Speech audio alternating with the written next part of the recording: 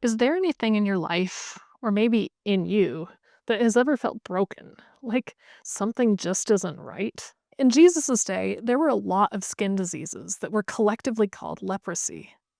There was probably a reason these diseases were so common.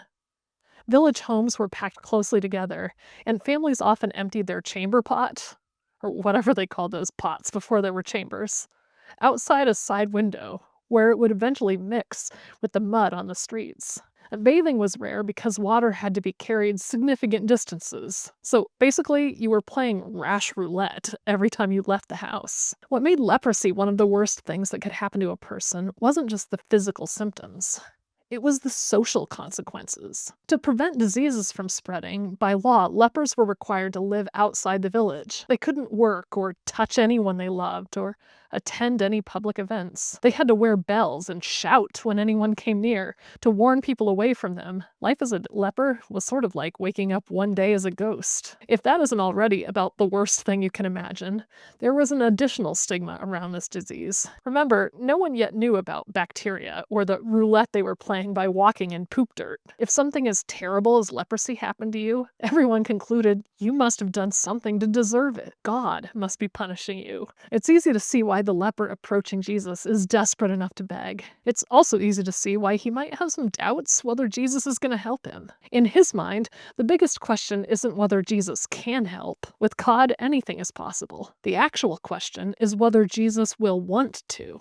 Sometimes it's almost easier to believe in a God who doesn't or can't intervene in the world than to believe in a God who does. Because as soon as you start believing in a God who can act, you face the same questions as the leper did. What if God doesn't act here? For me, will it mean I'm getting what I deserve? Will it mean that God doesn't really care about me? That God somehow wills me to be broken? There's a reason this is one of the first healing stories Luke chooses to tell about Jesus. This leper is a stand-in for any one of us who's ever wondered if we're being punished by God. Any one of us who's ever secretly wondered in our heart of hearts, not whether God could help us, but whether God will. Jesus stares each of us in the eye and says 3 words. I want to. The story of the leper doesn't address every question we have. It doesn't tell us why bad things happen. It doesn't explain why sometimes healing comes so quickly and sometimes it comes so slow. But it does answer one all-important question we really need to know. God is on our side, not the side of our diseases. God takes pleasure in nobody's pain. God is always and everywhere on the side of wholeness. It doesn't matter how you got here. Whether you innocently walked through tainted mud, or whether you ignored all the warning signs and rolled around in it on purpose. At the end of the day, if something is truly broken, God desires to fix it. If you want to be well but are wondering if God is willing to help, there's only one answer.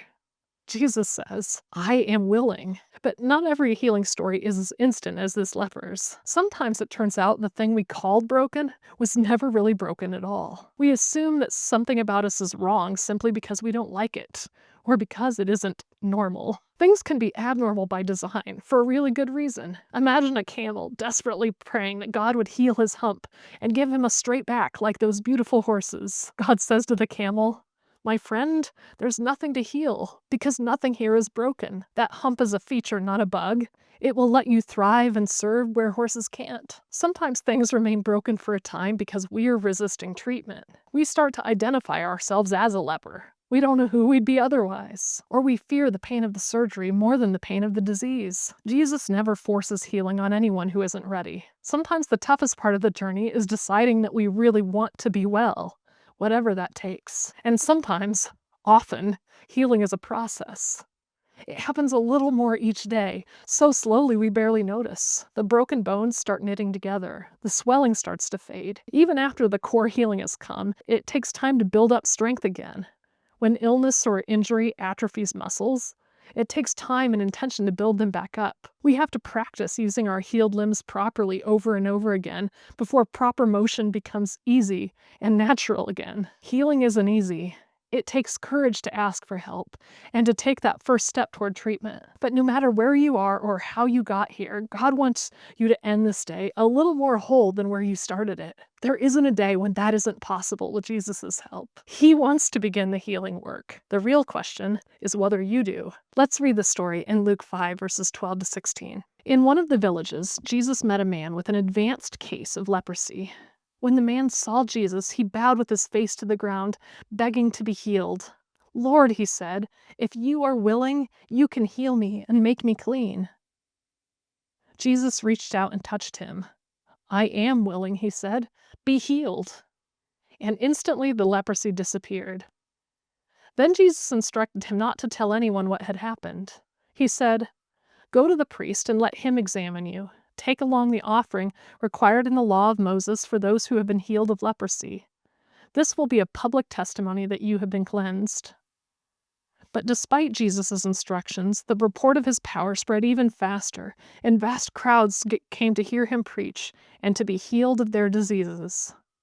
But Jesus often withdrew to the wilderness for prayer. I'm Meghan Good, and this has been Reading Jesus. If you'd like to join me in conversation, you can go to patreon.com/Jesus Collective Community and look for the Luke 5 post where you can leave your thoughts and questions. Thanks for joining me for a few minutes in Luke, and I'll see you next time.